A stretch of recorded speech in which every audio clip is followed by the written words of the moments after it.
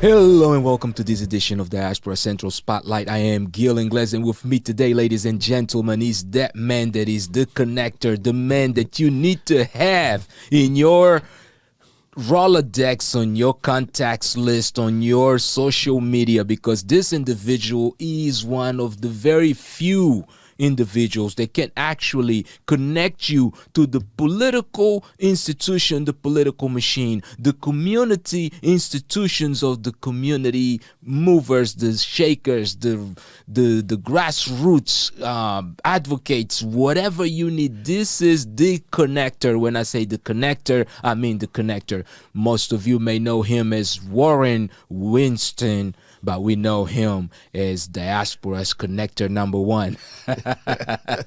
You know, if I didn't know any better, I would say, who was he talking about? Mr. Warren Winston, welcome to Diaspora Central, sir. Good to be here. Man, a pleasure to have you here. Finally, a busy man. Yes. We're able to track you down in Houston, Texas. You're funny, man. You're funny. You're funny. No, definitely good to be here, my friend. Yeah. Definitely good to be here. Yeah. No, but a lot of people sometimes they take that for granted. Access. The ability to access different environments, add value to these environments by being able to move resources from one to the other. That's an art in itself. Oh, well, thank you. It's one of those things. It's old school, Right. But at the same time, it's timeless. Indeed. Because the reality is that a lot of folks don't realize. I think we got, from a pandemic, we kind of got spoiled with, Zoom Right. and phone calls and things of that nature. But, Right. while that might help, shouldn't be the primary source, Yeah. Face-to-face always works. That's Always. That's why I'm glad to see you, because we're face-to-face. Listen, and that's the reason why I waited long enough until you could come in person, because to me, it's just important. And not only that, there's a specific dynamic also that happens. And I think there's a specific value that also gets added when you actually are there in person. And I wanted that dynamic here. I wanted you to be able to connect to the audience directly, not virtually. If we had to go virtually, I would. But since we can go in person, we have to go. First and foremost, man, I have to start with this accolade. Not only you a sharp dresser, you a man of manners, man of valor, fashionable, fit, Still working on that part. checks us on time, always on time. Okay, well, we're working on a bunch of those. Yeah. That's okay. But last and probably foremost, always keeps it real. And very few people have the ability of doing so, especially when they sit in the space where you sit. They, in other words, get taken by the wave either one way or the other, but they will never be able to navigate that line properly because they can't keep it real. Well, it's interesting because I've always believed that that's the best way of doing business. If you think about it, there's a time I always talk about a gentleman's approach to business. And that gentleman's approach really is being very open, sincere, honest, being humble, integrity, having impact, influence. Those are the things, business has a tendency of trying to, cover up some stuff. Right. You got to keep it real because the reality is, that's what's going to help you, do business the right way. Indeed. Versus the wrong way. Indeed.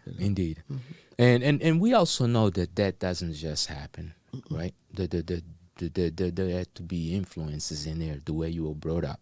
Yes. So let's kind of go back into a little bit of that. Let's start with the place of birth, schools attended, influences. So let's go from inspirations to aspirations right now. now we're going. So you want to go deep. We really deep. We might have to have a part 2 and part 3 on this by the time we're done. What can I tell you? I was born in New York City, born in Queens, New York, in a hospital out in Queens, in Flushing, if you know anything about that. My mother and father, my father's from Virginia. My mother's from Harlem, USA. So that's a unique combination, you know. No, and that's if you think about it though, that's a good combination because everyone from Harlem, they knew that if they wanted that fine pedigree, they had to go to Virginia, right? That's it. Well, it was the other way around. My father came up to New York. There you go. He needed to get the hustle. But he got right exactly. Harlem, he had to get the that's what the fashion and the Renaissance. Well, you know, it's funny how you said that because he moved up to New York at a young age, and then he kept going back and forth. He was originally from Hampton, Virginia, Tidewater area. Oh yeah, and so that's where he was born. Yeah, that's the first landing. Yeah, that's one of the first. Exactly. Yeah, exactly.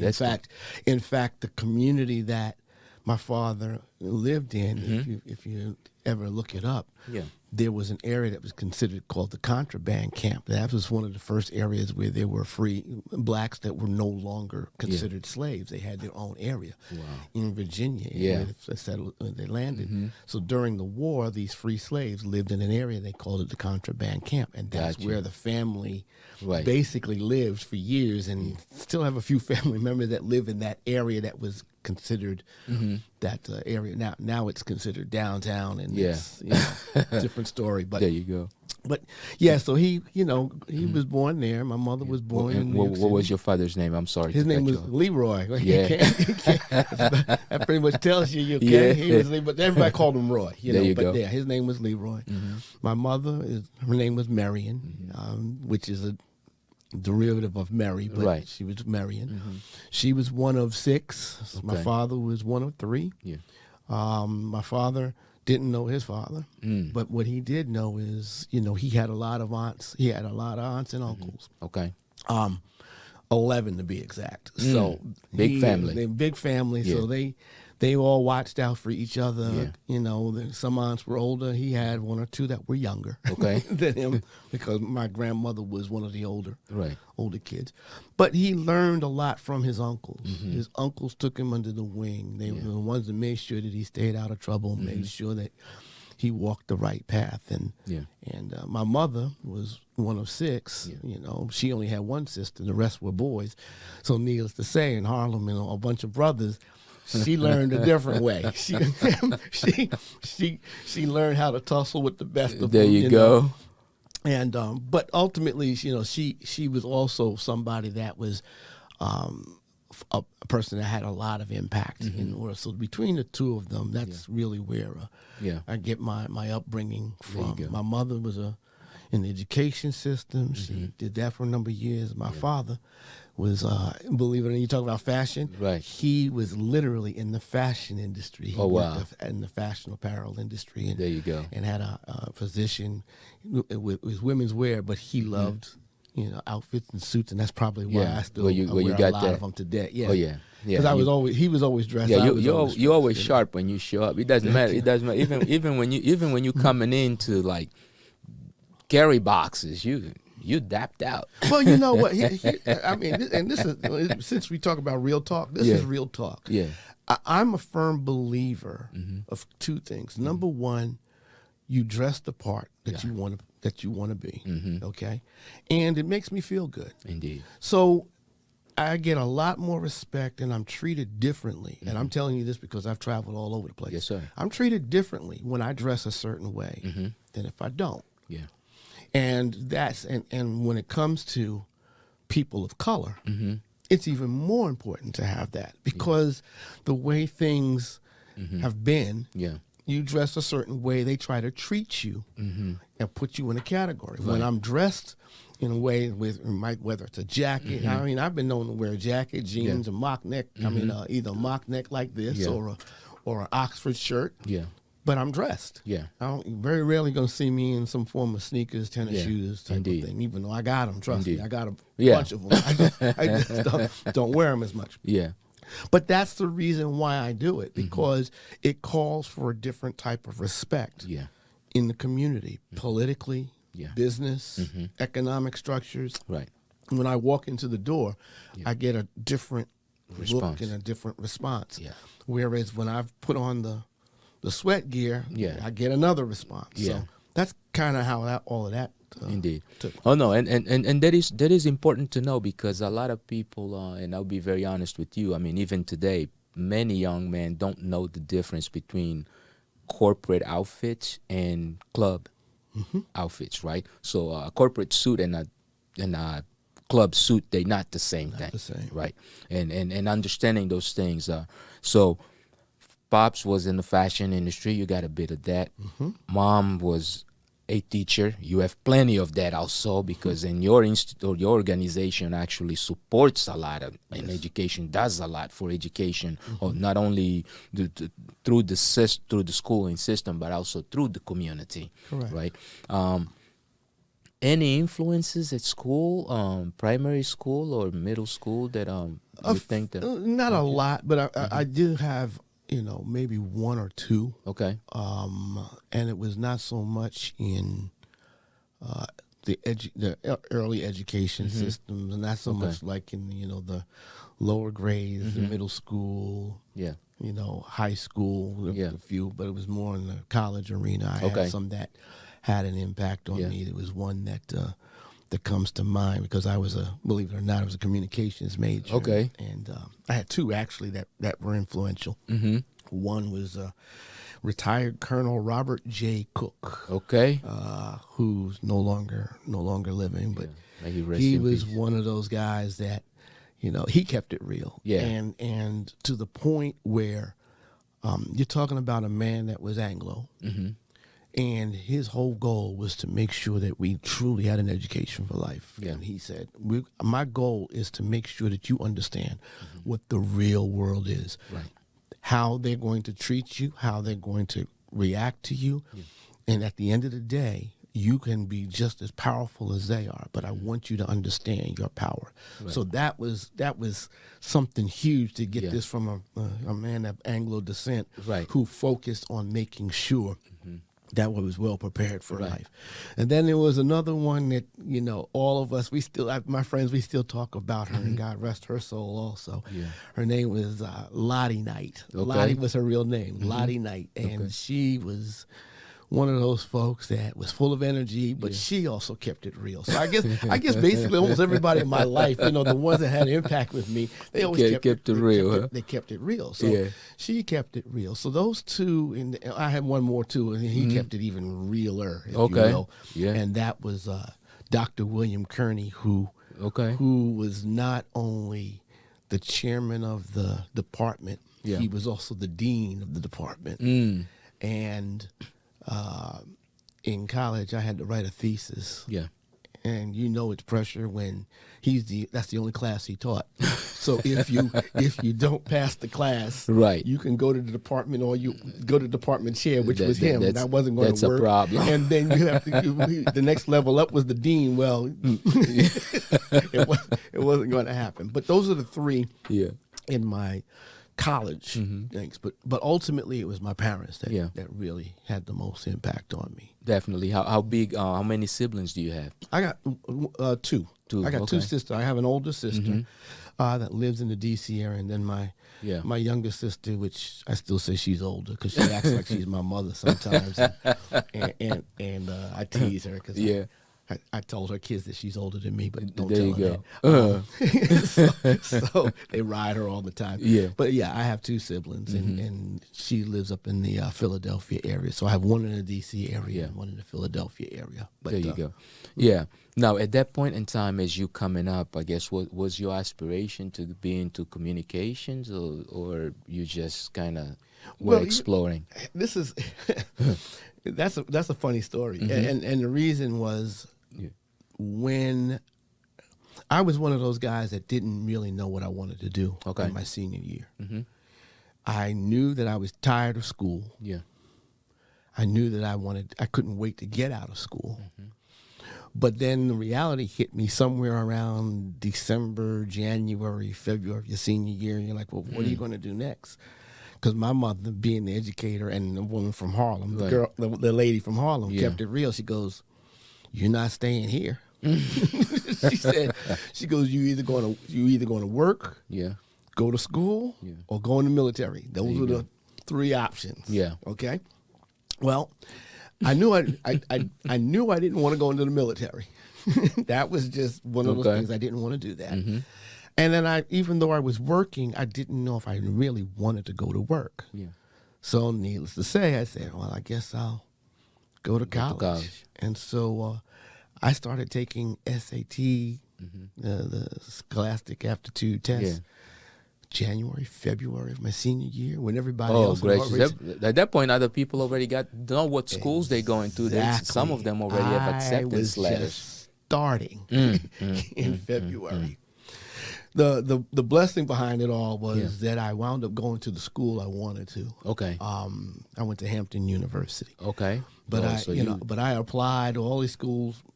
I applied to Hampton. I applied to Howard. I applied to University of Maryland. I applied to Morehouse. Some of them I got waitlisted. Some of them waited. They waited until they responded to me. But Hampton accepted me, and that's where I decided to go. But when it was time to, now that I'm accepted, now I have to decide, well, what is my major? Right.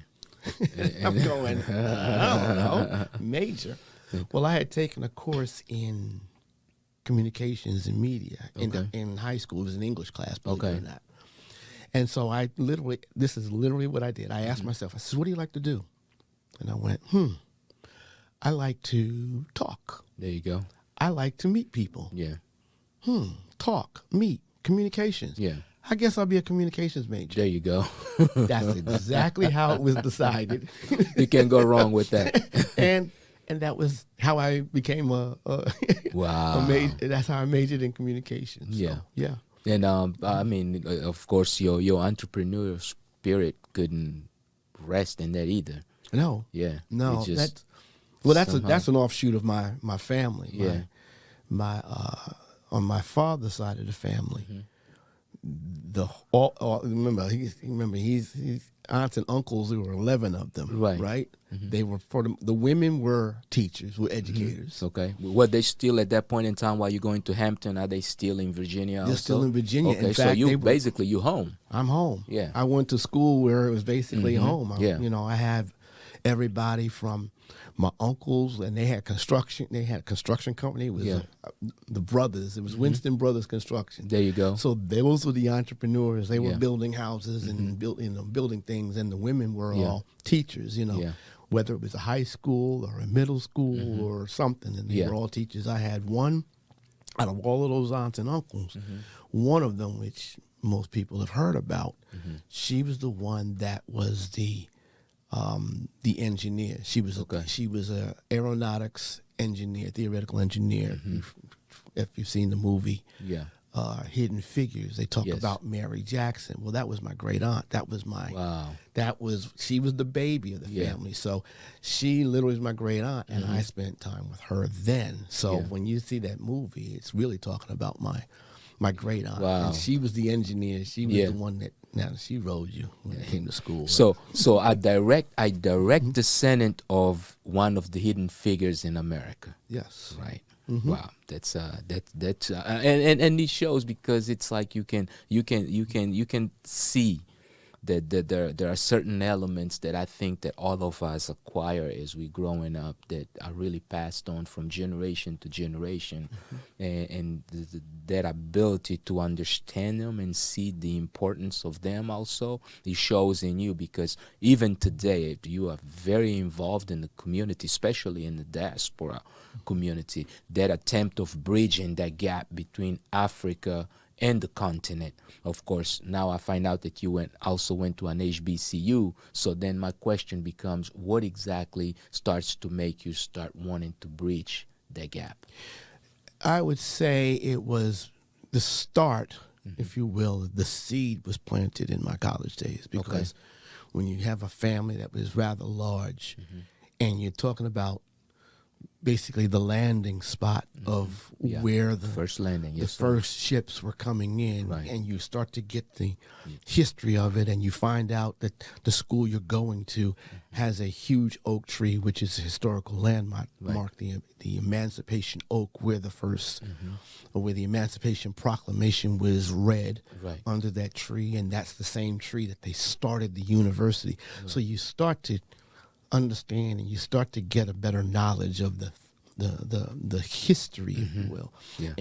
And I like to say history, not his story, but history of where we've come from. And it gives you, every time you get another seed, you want more and more and more. You know, it's interesting because my mother always said, you know, from an education standpoint, good, better, best, never let it rest till your good is better and your better is best. So that was hold on, Mr. Warren. You're gonna have to say. You know what? We listen too slow. So we listen slow. You gotta say. You gotta say the one slower. I'm telling you what my parents. This is part of the seed. The seed that she always planted in me was good, better, best. Never let it rest until your good is better and your better is best. And so that was the initial seed. My father's seed, which I got in the later years, which was give to the world the best you have and the best will come back to you. And so by having those two seeds, it just helped me to want to do more, want to be more, want to be able to have more impact, and to be able to make a difference. So to have that was the initial seed.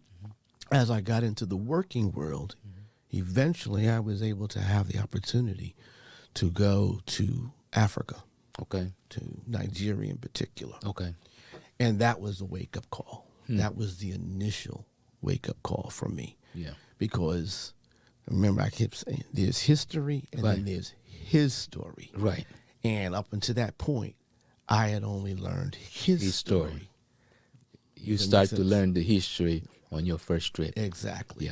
With that in mind, let's take our first break and take a look at some images of some of the things that you are involved in. So for those of you that just tuned in, you are tuned into Diaspora Central Spotlight. Our guest today is Mr. Warren Winston, an entrepreneur, a community leader, definitely the connector. That's what you need to know. We'll be right back.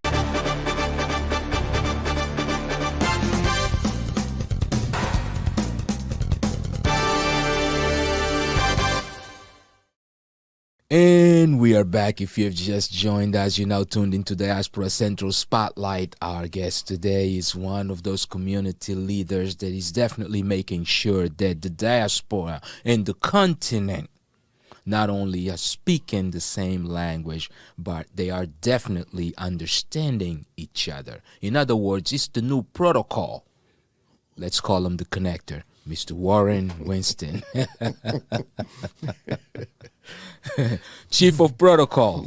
You know that in Africa we gotta assign a chief title to everybody. You're something else, man. Yes, sir. Now, one of the things that I definitely admire in you, of course, before we went into a break, you were talking about your trip to Nigeria, and one of the things that I definitely admire in you is your openness and your willingness to share the things that you learned in the continent, not only with other African Americans, but also even with Africans. In other words, tell them what your perspective of what Africa is. Not just take whatever, because each one of us that comes from the continent too thinks that has a perspective of what the continent is that everyone should have, but you don't mind sharing yours. So let's kind of talk about that trip to Nigeria. Sure. Right? What was your initial impression? You get off that plane and... Well, I have two impressions. Okay. The first one was when I was flying from the U.S. and I had to stop in Côte d'Ivoire. Okay. And when I got to Côte d'Ivoire, I remember I have never traveled to the continent. Okay. Got to Côte d'Ivoire and I'm standing in the airport and somebody is paging me. Okay. In French. Wow. Well, I don't know French. So I'm hearing my name. I've said this more than once. Yeah. If you don't know anything about any language, there's one thing you will always know in any language, right, and that's your name. Exactly. So I'm hearing my name being yeah, paged, and I'm trying to find out who's paging you and what they're saying. I wasn't expecting anybody. Right. So I decided to go walk through this area. Yeah. And as soon as I walked in, I'm looking down the barrel of submachine guns and pistol. And they're yelling at me, and I'm saying I don't understand, etc. Right. They take me in the back room, and I found that I was entering the country illegally by simply walking into this area. Oh, wow. So that's what I said. I have two sides to this, right? That's why I tease my friends from Cote d'Ivoire. Yeah. I'm like, I'm not going back ever again, because after you've been looking down the barrel of some guns, right, you know, and you're not from the country. Wow. It was interesting, but I still love the people of Cote d'Ivoire, and Indeed. I will come back. And Indeed. I will go back. I promise you. Yeah. But so that was the first part. But so the first learning part was that the learning lesson is you've got to start taking off your American eyes. You cannot wear your American eyes going into the continent. Yeah. It doesn't work. Yeah. Okay? You have to be open. And that's really, I think, what helped me to open up when I finally got to Nigeria. Yeah. Because when I got there, I saw a different culture. It was different people, different lifestyles. Yeah. I learned that there was two different types of classes. There was rich and poor. There is no middle class. Right. I learned that no matter whether you were rich or poor, people were still happy. Yeah. They weren't fussing and complaining and things of that nature. The other part that I found interesting was that when it comes to the people, that they were very warm and welcoming and inviting. Now, I couldn't tell you then if there was any challenges, in terms of Igbo versus I couldn't tell you any of that. I couldn't tell you that. Yeah. But I just knew that they were embracing me and they were warm and inviting to me. And it made me realize how we can have challenges here in the U.S. because we can be divided in many ways. Right. The flip side to that is that I think that the American culture, the U.S. culture, has a tendency of rubbing off in other countries. Right.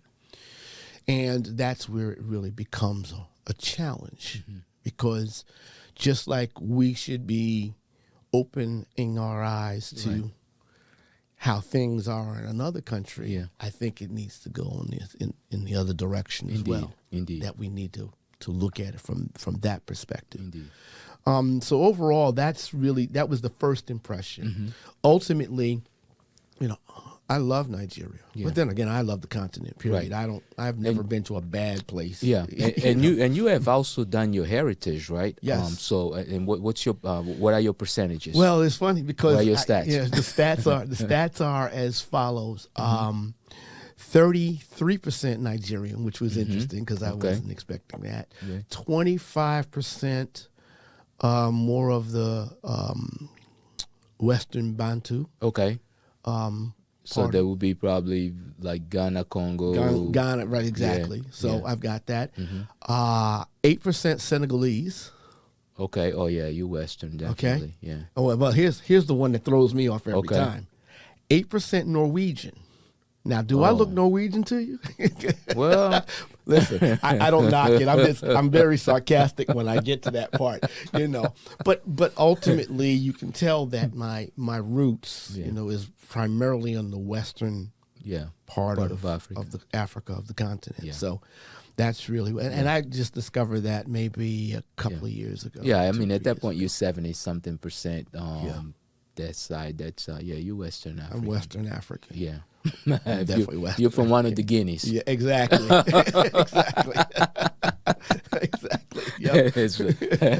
That's what we. Yeah, but now there's one thing that I kind of wanted to ask you also. Of course, going from New York into an HBCU, there's also a bit of a cultural change there. Definitely. Especially when you're going to Virginia.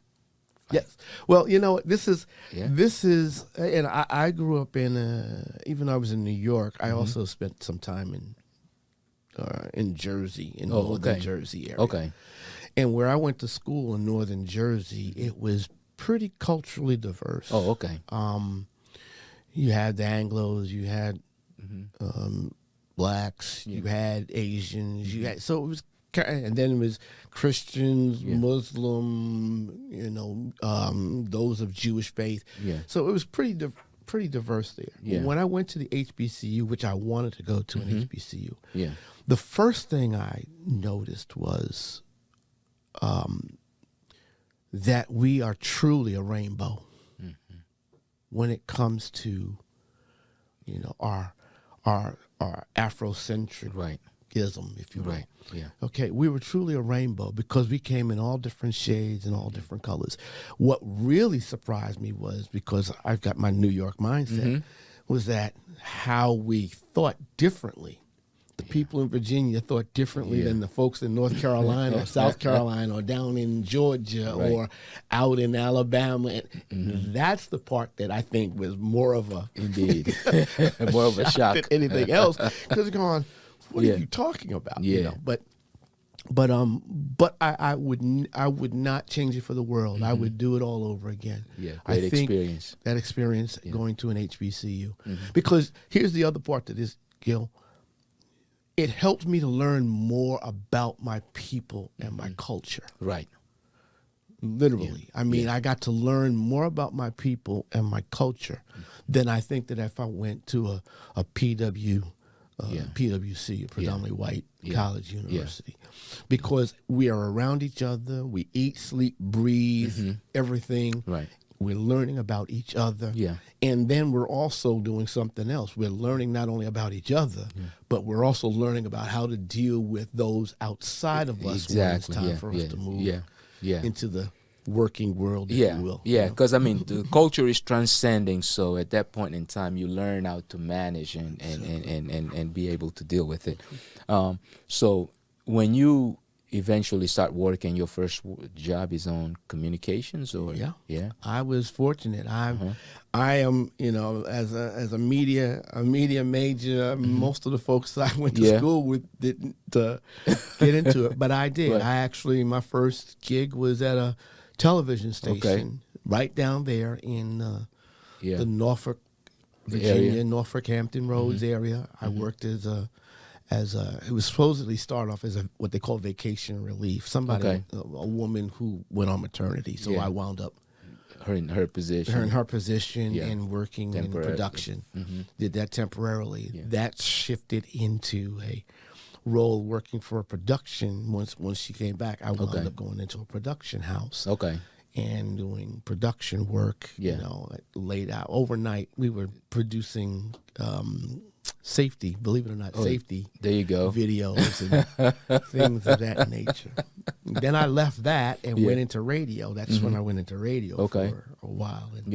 And which radio station did you go to? That was in Eastern North Carolina, which small area. It was the Kinston, Greenville, New Bern, North Carolina market. But back then, that station was the number one station in the market.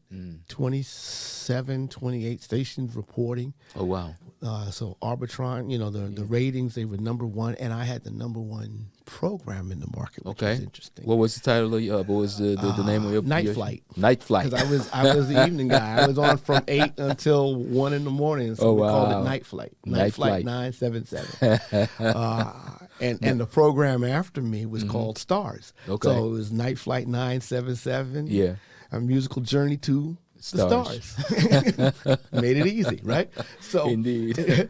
So I did that. So it was, pretty much upbeat, and then at a certain time it went almost into a quiet storm format, and I did that for a number of years. Then I went back into television. Yeah. And did that.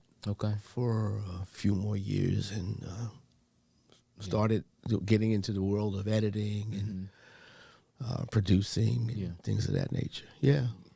Nice.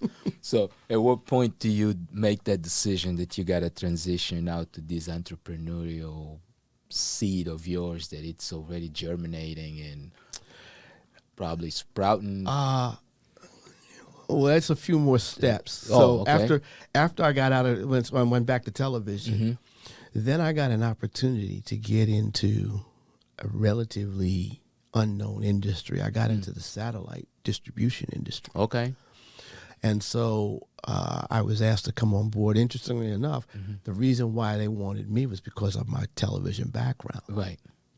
And so I went into that industry simply because of television background. And it was the first thing I noticed was that I literally could count on one hand the number of people of people of color in the industry. There was less literally on one hand. And I said, I'm sticking with this for a while, because if I can open doors for others, I'm going to do that. Yeah. And it did. The power of representation. Exactly. Yeah. So that's why I did it. Was blessed to do a lot of major events. I did everything from Prince concerts to Tyson fights to whatever. I mean, I did that. Wow. And then I went to another place and went to another one, and then I broke into at one point I broke into we changed from what we were doing into a digital platform. So I was on the front end of the digital technology. Got you. I'm talking mid-90s, early mid-90s. Yeah. So that's when I got into that industry, and that's when it started moving forward. Yeah.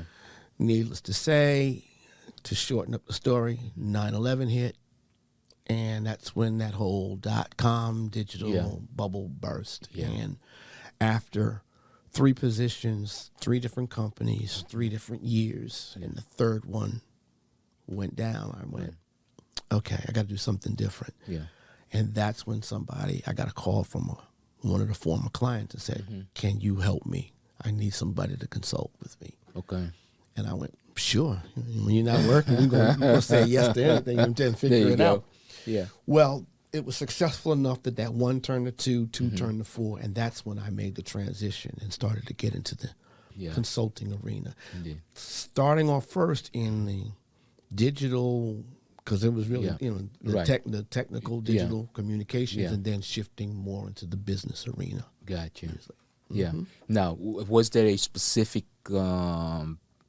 event that made you get into the business, or that made that visible enough for you to know that, okay, this is the one that really shifted me over to the business side?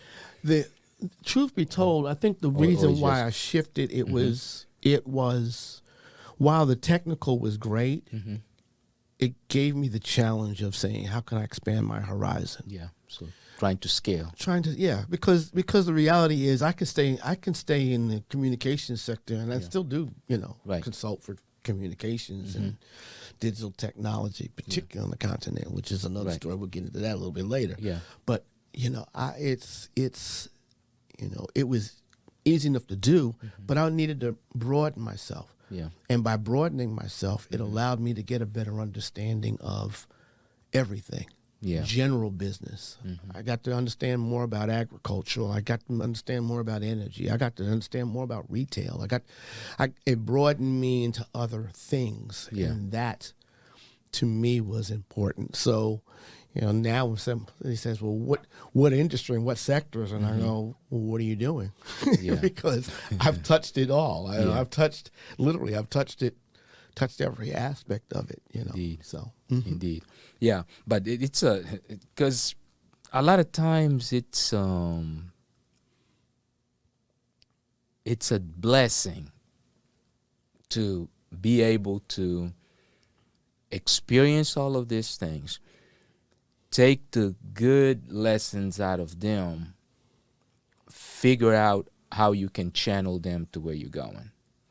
And it takes sometimes a bit of guidance. In your case, you get that call in which takes you into the consulting world. You're now a consultant. But if all of a sudden you find yourself now consulting, not only for technology, you're now being asked questions for business, and not only business in America, but also abroad. Yeah. How does that transition happen? It's true. There's two different. I mean, I look at it from this standpoint. There are two levels, which I don't know if everybody sees it the same way I do. Okay. There is your passion, Right. and then there's your purpose. Okay. Your passion has a tendency of driving you because you like to do this. This could be your passion, but Right. the other side is it doesn't necessarily mean it's your purpose. Right. Now, in this case, I'm not saying that's for you because I No, think I this is understand. part of your purpose. Right. And so I got to the point where I went, what's more important to me? Is the passion side to me more important or the purpose? Right. I can sit down and I can consult with businesses all day long in the United States. I can do it. Right. But I realized that my purpose is more on a global scale, particularly when it comes to the continent and Pan-African initiatives. Yeah. To go to the continent, to see what they have, to see what they don't have, to see that they could use someone that has the ability to make a difference and do something that makes a difference and bring people together that can make a difference. Yeah. That, to me, that's where the passion, that's where the purpose came into play. Indeed. Now, I can tell you straightforward that sometimes your purpose might not pay off Right. immediately. Indeed. And you got more month than money. Indeed. But the other side to that is, what type of impact are you having? Yeah.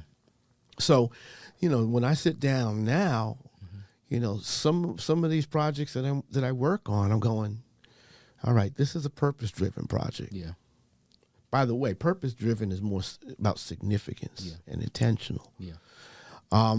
It's a different type of a mindset, Indeed. if you will. Indeed. And so that's really where I've, changed because, when you get into consulting, everything is about a return on investment, right? Indeed. It's ROI, Yeah, ROI, bottom line, ROI. All time. And you're taught, even in colleges, university schools, that the bottom line is to provide a return on investment for the shareholders. Right.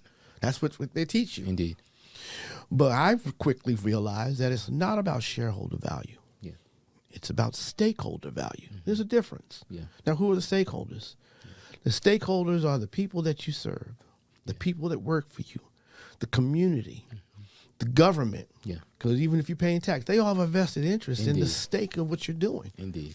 And that's where I made the change because purpose-driven means I focus on the stakeholders. Yeah. That was it. No, indeed. Definitely. Let's take another quick break and take a look at some more images or some more content of things that you are involved in. And for those of you that just joined us, you now tune to the Diaspora Central Spotlight. And our guest today is the consultant, Mr. Warren Winston. We'll be right back. 5 years come, 5 years gone. We've built and toiled and carried on.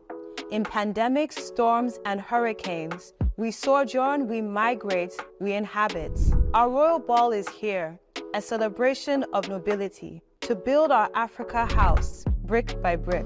This is the Society for Africans in the Diaspora, having its 5th anniversary. Join us as we close out the year with the royal ball to celebrate said institute at 5. And we are back. If you have just joined us, you're now tuned into Diaspora Central with Gil Ingles. And our guest today on this spotlight is Mr. Warren Winston. Yes, the consultant that all of us should at least once in a lifetime sit down with, especially if you're trying to do some things in the continent, because he can definitely give you the perspective that you need to have to succeed out there. Mr. Winston. You know what? I need to just carry you around as my hype man. Thank you, sir. Thank you, sir. Thank you, sir. You know that we'll definitely do that because when we're telling the truth, it just naturally comes. Man, your approach to Pan-Africanism, your approach to wanting to develop the continent and the relationship, maybe I should say the relationship between the continent and America, it's really one of those unique things that very few people have it. And those are not things that you learn. You either have it or you don't. Yeah. You either have it or you don't. This is not something that and it's not something that you would do it for money, because trust you me, the stuff that you got to deal with sometimes, if it was just for money, there are a lot of easier ways of getting money. That's right. Right. That's right. So let's now get into that mind frame of actually setting up these companies that can help influence Americans and can help influence Africans. Not only financially, culturally, not only technologically, but also educationally, right? From a pedagogical perspective, the impact of organizations from America and the continent is key. Yes. How do you land to that place? Because to those of us watching you, it just seems like you just so perfectly kind of like landed like boom right there on the spot. But we all know that it didn't just happen that way. No. So you said something that was key, and the first part of that is really towards a mindset. Yeah. One of my mentors, and I'm sure you've heard him, his name is John Maxwell, because he really is one of my mentors. I'm mentor under him. Yeah. He said something that holds true to how I live my life and my whole mindset. And that is, I want to make a difference, doing something that makes a difference with people that make a difference at a time that makes a difference. So once I've embraced that mindset, everything that I'm looking at is how do I make a difference, and how do I do that with people who want to make a difference? Right. So that's the first part. Again, so when you also look at it from the intentionality, there are so many folks that are always looking for the next big item. You ever notice that if you think about in life, I want people to think about this from a life standpoint. Okay. How many times people have transitioned over and over and over and over again? I'm going to do this. Then next week they're doing something else, and the next week they're doing something else, and the next. Well, the reason that's happening is because they're not operating in purpose. So because they're not operating in purpose, they're just going to continue to, I'm going to take the kind of paraphrasing it from the movie Notorious. They're chasing the paper. Right. They're not chasing the dream. Right. Okay. You keep chasing paper. You keep chasing money. You're going to keep chasing money. Money's going to keep running. Yeah. You chase the dream, which is tied to purpose. By doing that, it's always about making a difference. So I have a system that I call an intentional economic system. I'm always about purpose. What is the purpose? That's your why. Why do you do what you do? Yeah. Some people said to me, well, Warren, I do it to make money. That's a result. You better make money. You understand what I'm saying? Right. That's a result. What is the why? I just told you what my why was. Yeah. Okay? I want to be able to have, I'm always using my integrity to make things happen in other people's behalf. That's my purpose. I want to make things happen for other people. Yeah. That means I'm focusing on the next phase of that, stakeholder value. I already talked about that. Yeah. The more stakeholders I focus on, the more they give them the opportunity to do something that this world needs. Right. And that is develop leadership. What is leadership? Leadership is influence. To be creating a group of influencers that are also focusing on making a difference, doing something that makes a difference at a time that makes a difference. Right. So think about it from this standpoint, Gil. Let's just take a basic number. What if we met or had impact on 2 people a day? Yes. I'm going to make it even simple. What if we had impact on 1 person a day? Okay. That's 365 people in a year. Yes, sir. What happens if those folks had impact on 1 person a day? It's another 365 times 300. You're right. 360 times 365. Right. See, so now when we're doing that, you know what we're doing? We're literally changing the culture. Right. So that's why I'm talking about intentional economic system, because we're focused on the purpose. The purpose is to make sure that we add value to stakeholders. The stakeholders are helping them to create effective leaders and being able to change the culture. By doing that, it's helping others to create more purpose, create more stakeholder value, create more influence, create more culture. Right.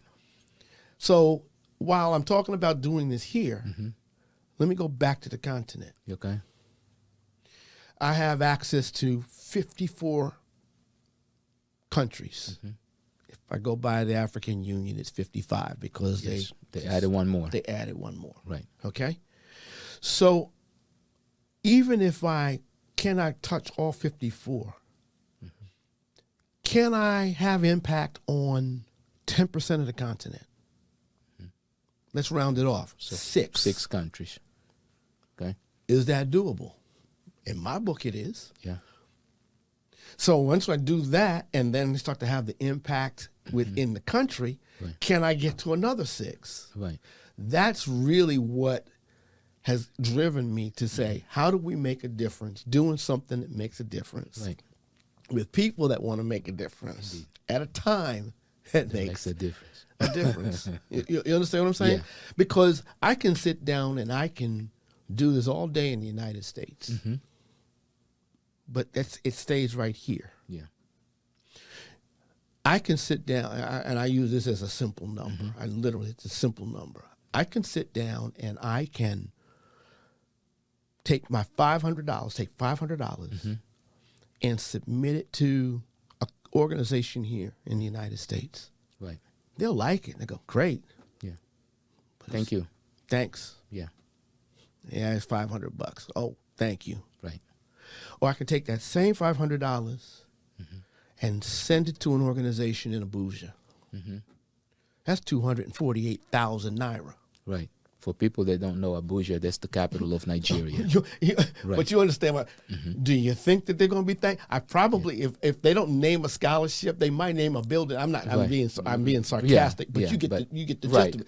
Because there's a different appreciation for that 500. Appreciation, and I go, how can I continue to add value and to be able to have impact? Can we do this in other countries? Right. Can we get all the 54, 55 countries together and build an internal infrastructure? Right. Definitely. Okay. It's definitely possible. It's definitely doable.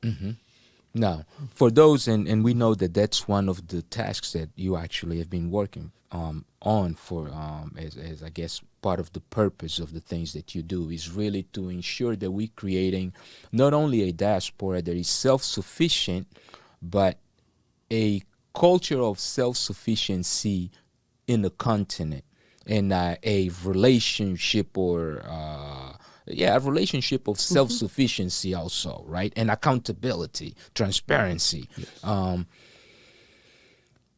To many people, especially in the continent, it always feels like, oh, well, you know what?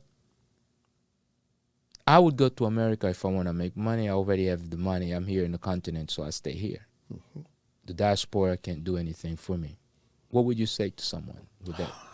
I say that you are embracing what the world has been trying to get you to embrace. Right. Let's take some real numbers.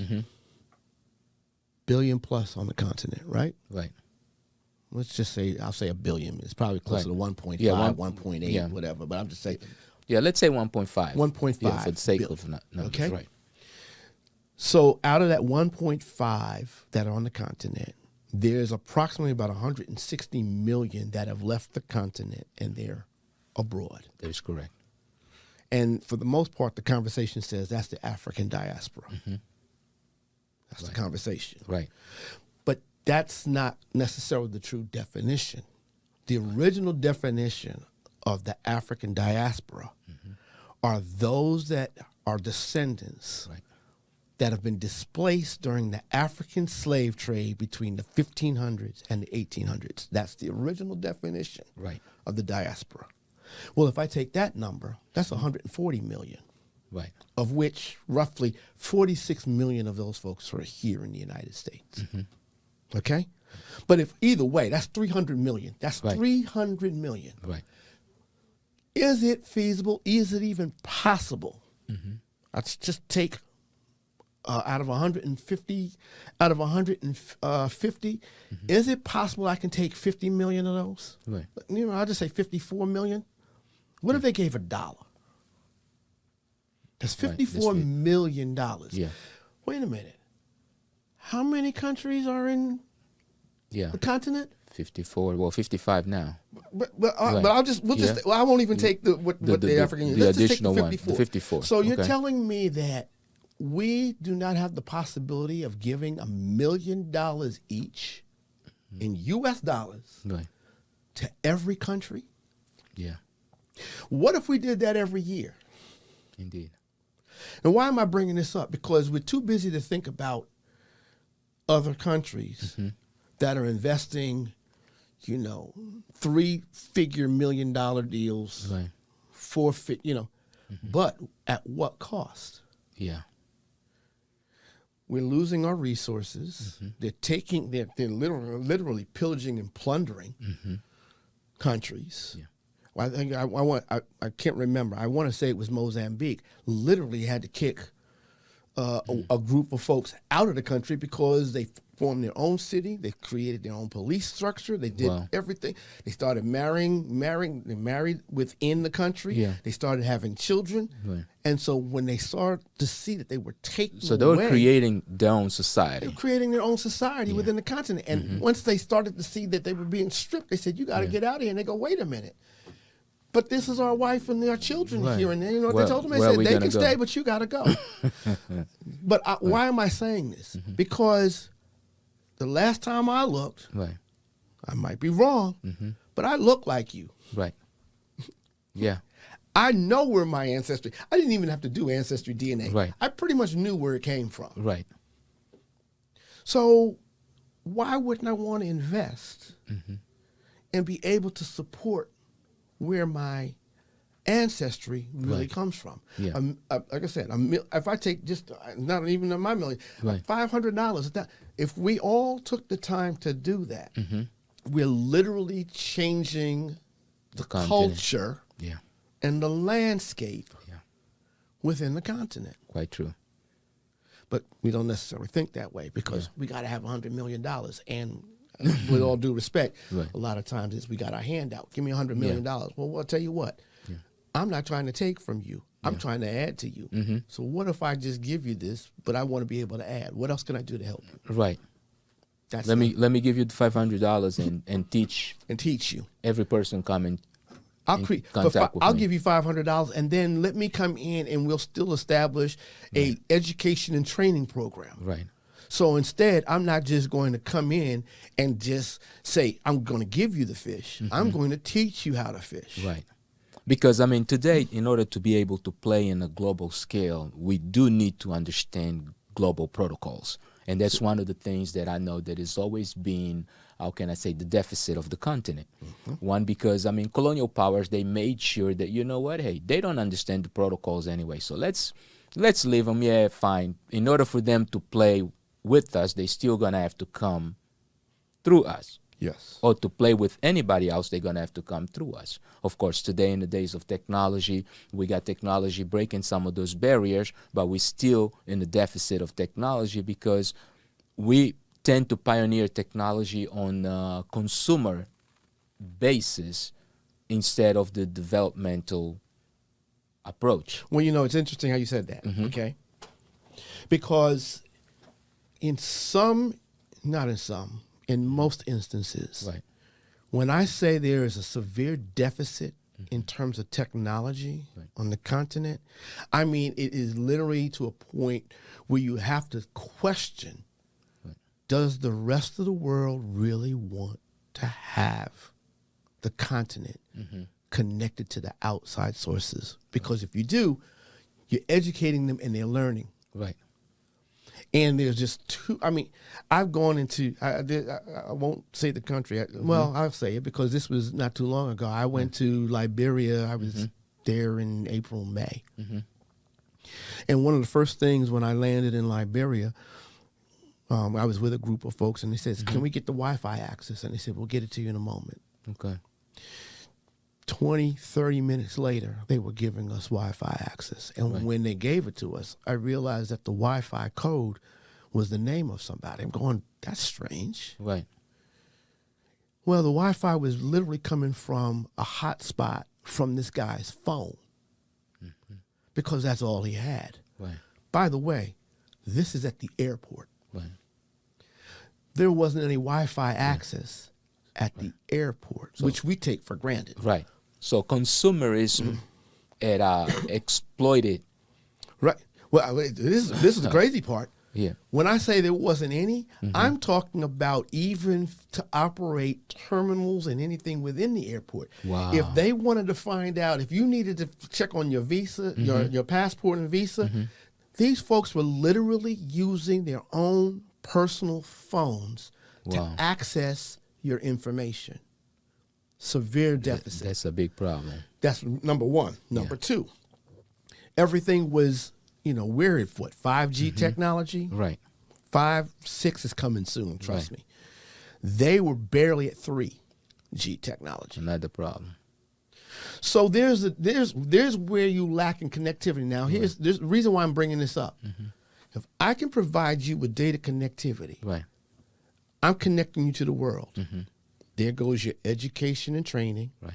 That's taking care of your energy. Right. That's taking care of your infrastructure. Right. That's taking. I can go down the entire list of 16, 17 items of sustainable development goals of the United Nations. Right. It covers all of them. Yeah. Poverty. Yeah, and that's one of the things you mentioned. You mentioned the sustainable goals of the United Nations, which is something that we also kind of want to touch on. But before we even go there, there's one thing that I kind of wanted to go back. Do you think that the African leadership understands that being able to provide the people with new phones is not really the main purpose of being advanced in technology? It's actually educating your people to develop or enhance certain technological advancements that they presented with to benefit the country. So in other words, is African leadership really preparing itself to be able to function, not even any longer in the information age, because we are at the peak of the information age. We're now approaching the financial age. This is where the information age meets the future. Right? Correct. Do you feel that they are ready for that? Some of them, yes. Some of them, no. Okay. See, because we're already in what I consider the fourth industrial revolution. Data is literally King. Just like we talk about gold and diamonds and coffee and cocoa, and data is the fourth industrial revolution. Right. It has more value than all of those combined. Indeed. Okay, so in some countries within the continent, yes. South Africa, yes. Nigeria, yes. Egypt, they get it. Okay, the ones that are doing well. Right.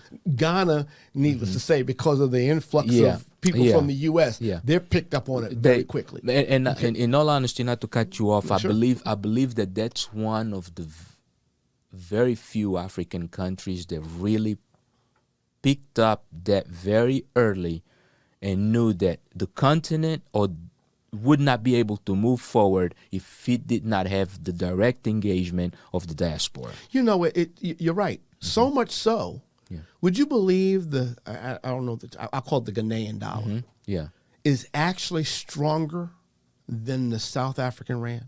Yeah. It's definitely stronger than the Nigerian naira.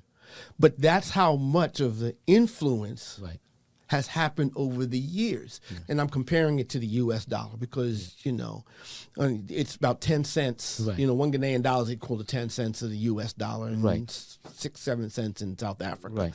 So, yes, you're right. They picked it up. But the technology is also ramping up with it. Indeed. So, like when you asked the initial question, when you said, is everybody? No, there are some of them that just do not understand because they're just used to, they continue to do what they've done. They continue to get what they've gotten. Let's put it that way. Okay. Indeed. Okay. Yeah. And that's exactly what they're doing. They're just doing what they normally do. Yeah. But that's once we start to educate them and they see it, Yeah. That's what's going to make a world of difference. So There you go. Now, how can people get in touch with you and get some more of those nuggets, the wisdom? You know what? You're funny. Number of ways. I'm on Yeah. social media. I've got I'm on Instagram. Right. I'm on LinkedIn. LinkedIn is always, to me, Yeah. that's the best one. There you go. Okay, so LinkedIn, it's the Warren Winston. You can just look it up under the Warren Right. Winston, the Warren Winston. Right. Same thing goes for Instagram. Yeah. And then if you really want the Twitter or the Facebook, it's Mr. Warren Winston. But those are There you the go. easiest ones, you know. Yeah. And that's the easiest way of reaching me. There you go. Across Now, the board. you also do have a website for your company? Well, for the company, yes, Yeah. Winston Worldwide. That's winstonworldwide.com. There Yes. you go. And people can always reach out that way. Any shout outs that you would like to give to anyone? Yes, I definitely want to shout out to our Pan-African Yeah. people, Yeah. those in the African diaspora. Indeed. Let me just say this, and then I'll let you do what you do. Yeah. You literally can make a difference. I don't care what somebody has told you. I don't care what you think.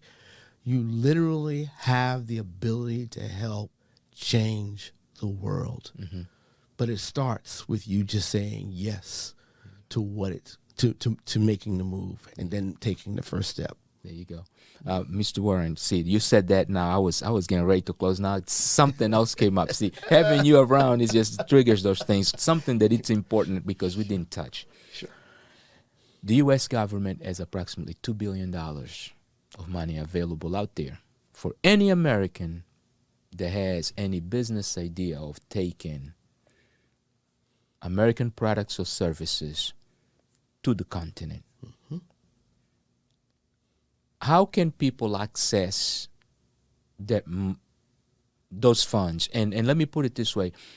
It's a much complicated answer, but if you had 30 seconds to give someone an answer on where they need to start, what would you say?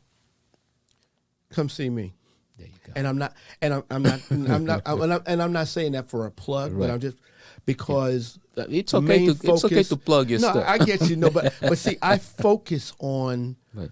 expansion strategies and helping you to avoid the common challenges in new and growth markets, Indeed. particularly on the continent. Again, 54 different countries. The U.S.